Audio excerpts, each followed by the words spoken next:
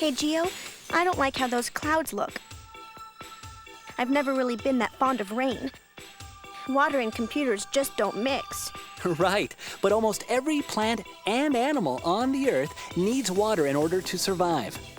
Well, that might be true, but computers still don't have to like it. No, but it never hurts to know more about it. Why don't we connect our databanks and explore a process called the water cycle? By the time we're through, you might even appreciate water for the amazing, powerful resource it is.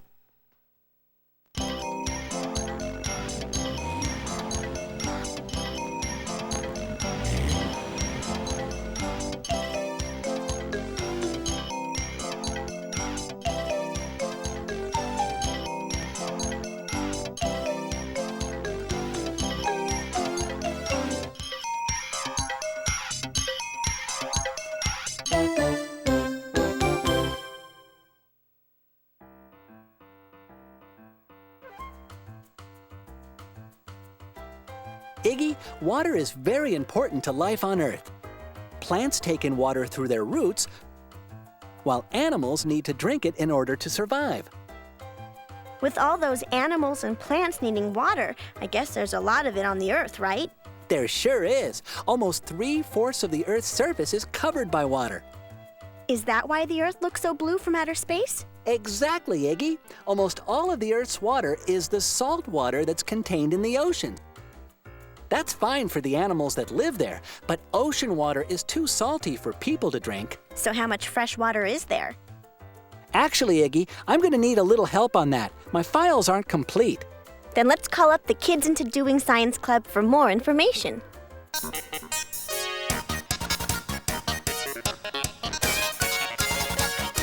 Hello, Kids Into Doing Science. This is Sarah. How may I help you? Hello, this is Geo and Iggy. Would you have any good demonstrations to show how much of the Earth's water is fresh water? Sure, just let me get the files. Okay, here's an easy way to picture all the Earth's water. Imagine you have 100 large cups, and each cup is filled with water. If these 100 cups held all the water on Earth, only about 3 cups would hold fresh water. All the rest would be salt water. Let's go further. Take your 3 cups of fresh water and use all the water in them to fill 10 smaller cups. Now freeze 8 of the smaller cups of water, because that's how much of the Earth's fresh water is frozen as ice and cannot be used by plants and animals. Hey, there's not much water left. Now, take a small eyedropper and fill it from one of the last 2 small cups of water.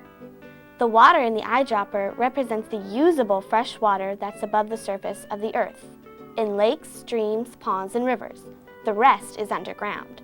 But what happens when a little bit of water gets used up? It won't, and that's the most marvelous thing about water.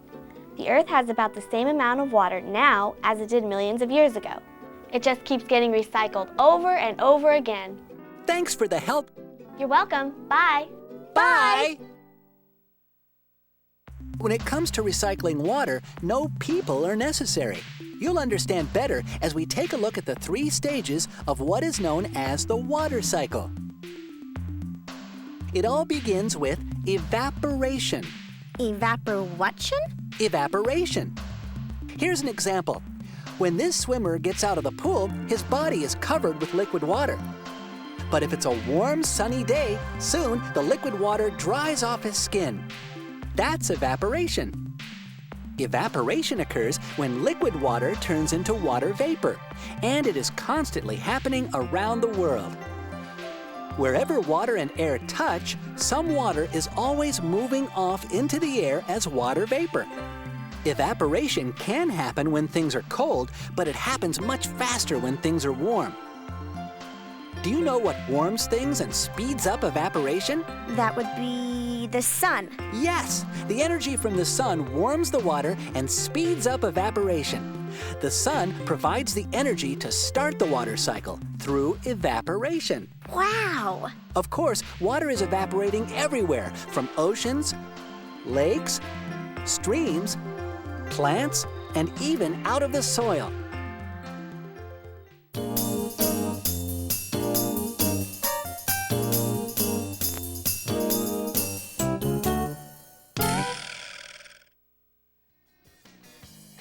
Geo, something's been bothering me. Since people can't drink salt water, all that salt water in the ocean is pretty much wasted until it evaporates, right? Well, Iggy, the ocean provides many wonderful benefits to people and other living things. Oceans are the biggest source of evaporation on Earth and are alive with plants and animals that can be sources of food. For many thousands of years, ships have sailed over the ocean carrying people and things all over the world.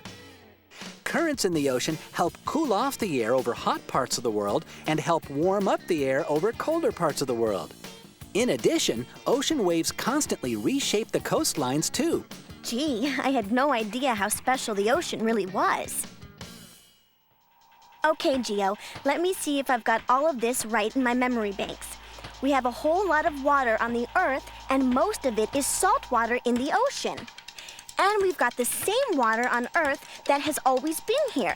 It just gets recycled through a process we call the water cycle, which begins when the sun evaporates the water, turning it into water vapor.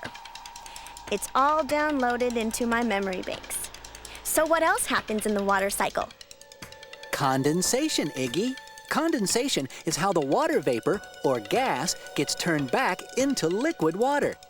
Let me ask you a question. If it takes the heat from the sun to turn water into vapor, what might be a good way to turn water vapor back into liquid water? You turn off the sun, at night? Good thinking. But condensation can take place during the day or at night. Basically, anytime the air containing the water vapor cools.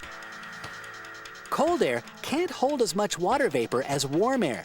As the air first begins to cool, the extra water vapor starts to form teeny tiny drops of liquid water. That's what clouds are made of. Wherever the air cools, you get condensation. You can see this happening on the outside of a cold drinking glass on a hot day. So we've got evaporation and condensation, the liquid water turning to water vapor and back again. Is that the whole water cycle? Not quite. Iggy, you've seen that tiny water droplets can remain in the air. But what do you think would happen if these droplets got a lot bigger? Well, I guess the water would fall. Bingo! The final step in the water cycle is precipitation. This is how the water droplets get from the air back down to the earth again. When the droplets get too large and too heavy to stay in the air, they fall as rain. If things are cold, the precipitation might be snow, sleet, or hail. But it is always fresh water because only pure water vapor was in the air to begin with. Let's watch this process in action.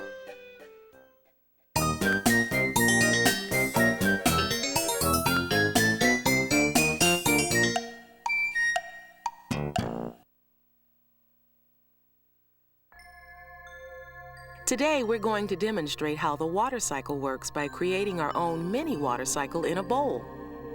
You'll need a large, clear glass bowl, a small bowl, a pitcher of clean water, salt, a spoon, plastic wrap, a ruler, and a small marble. First, slowly pour the water into the big bowl until it's about 1 centimeter deep. Now, add a few dashes of salt into the water. Stir the water with your spoon until all the salt grains have disappeared. This means that the salt grains have dissolved into the water. The water is now salt water. Taste it. It's salty, right? Next, place the small bowl in the center of the large bowl. Then cover the large bowl with plastic wrap. Be sure the wrap clings to the sides of the bowl. Gently set your marble on the center of the plastic wrap. Make sure that the marble is directly over the small bowl. This should cause the wrap to sag just a little right over the small bowl. You'll see why this is important in a moment. Carefully move your bowl to a warm, sunny spot for a few hours. Oh, I see what they're doing now. The salt water in the bowl represents the ocean, and the sunshine will evaporate the water. Exactly! After a few hours, check your bowl. You should see that some changes have occurred. First, there will probably be water droplets clinging to the bottom of the plastic and sides of the bowl. Second, there should be water in the small bowl that wasn't there before. Remove the marble and plastic wrap and taste the water in the small bowl. It should not be salty. It's fresh water. And how did this happen? Sunlight heated the water inside the bowl, causing some of the water to evaporate and form water vapor. This is similar to the way ocean water evaporates when heated by the sun. When the water vapor touched the plastic and sides of the bowl, it cooled and condensed. The drops that condensed on the underside of the plastic wrap slid down the wrap to its lowest point, under the marble. When enough water collected there, it became too heavy to cling to the wrap, and fresh water dripped into the small bowl. Very cool! Evaporation, condensation, and precipitation. The water cycle all in one bowl. The sun warms water and evaporates it, turning it from a liquid to a gas called water vapor. The water vapor cools and condenses into droplets, and the droplets become too heavy and fall back to the earth as precipitation. Precipitation is the last stage in the water cycle, but all the water that falls as precipitation doesn't evaporate again right away. Iggy, remember how the Earth's fresh water might be pictured in 10 little cups and 8 of them were frozen? Much of the Earth's fresh water is frozen into ice. In some very cold, snow-covered places, like at the Earth's north and south poles, the ice caps never melt. The ice piles up year after year and can't be used by plants or animals. Okay, so where is all the Earth's usable fresh water? Part of it is on the surface of the land. Remember that eyedropper full of fresh water? Well, there are different places this water can go on the Earth's surface. When rain falls on land, or when snow, sleet, and hail melt, much of the water soaks into the soil. But once the soil holds all the water it can, the rest of the water begins to run off. It collects into little creeks that join to form streams. And streams can join to form powerful rivers. The water in rivers and streams moves towards the ocean.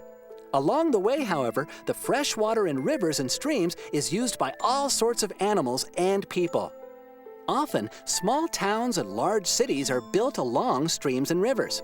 The water in them gives people drinking water for their homes and water for their businesses. Farmers often use rivers and streams as a source of water so that their crops can grow. So is all the fresh water on the Earth's surface flowing in rivers and streams? No, not at all. Sometimes the precipitation that falls on land collects and forms ponds and lakes. Some lakes are huge. The Great Lakes in North America are hundreds of kilometers long and wide. Water in rivers and streams, ponds and lakes. Got it. Saved to memory. Of course, people also use dams to trap river water in artificial lakes called reservoirs. Reservoirs are great sources of fresh water, and water spilling out of dams is often used to provide energy. Gio, you said that most of the fresh water that falls as precipitation soaks into the ground. You bet! And that's why water under the ground, called groundwater, is one of the most important sources of fresh water for people, especially in areas that don't get a lot of precipitation. But how does it get into the ground? When precipitation falls on the ground, a lot of it remains in the soil. The soil soaks it up like a sponge, but a lot of it keeps moving. It sinks slowly down through the ground as far as it can go. What do you mean as far as it can go? What stops it? It stops when it meets a layer of rock it can't pass through. Sort of like an underground dam. That's right, Iggy. This groundwater then fills up, forming an underground reservoir. People sink wells into these underground reservoirs to get this water. But it can also leak out of the ground through natural springs. As an underground reservoir fills, the level it fills to is called the water table. The water table can move up or down as the underground reservoir gets more water or loses water. If the water table gets too low, springs dry up and wells stop pumping water. So underground reservoirs can run out of groundwater. Yes, they can. And when they do, they often leave behind some interesting formations. Let's take a look at one.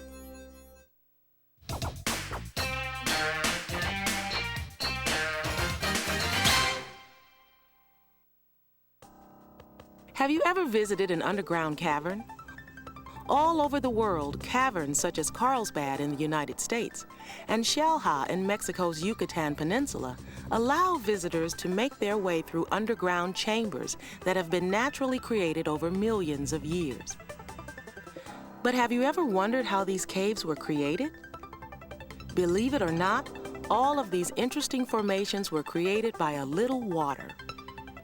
When pure water falls as rain, it travels through the soil and underlying rocks.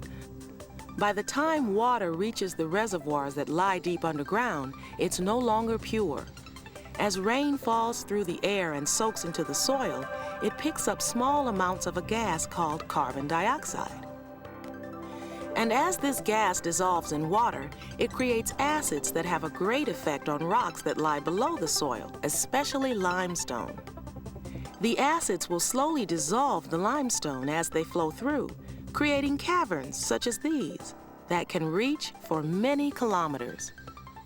But even as a cave is formed, water continues to seep down from above. The dripping water leaves dissolved minerals behind as crystals of limestone. Little by little, these crystals can add up to build very interesting shapes, such as stalactites that reach down from the ceiling, or stalagmites that reach up from the floor of the cavern. So if you ever get a chance to explore one of these natural underground wonders, keep in mind how they were created over many millions of years and how they're still forming, one drip at a time.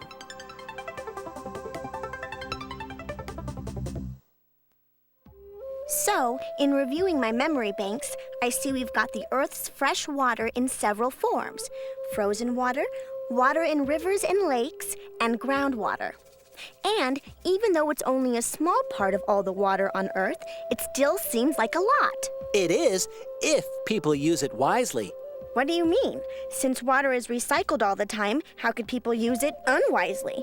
Well, as you've seen, people can use too much underground water and empty the water table.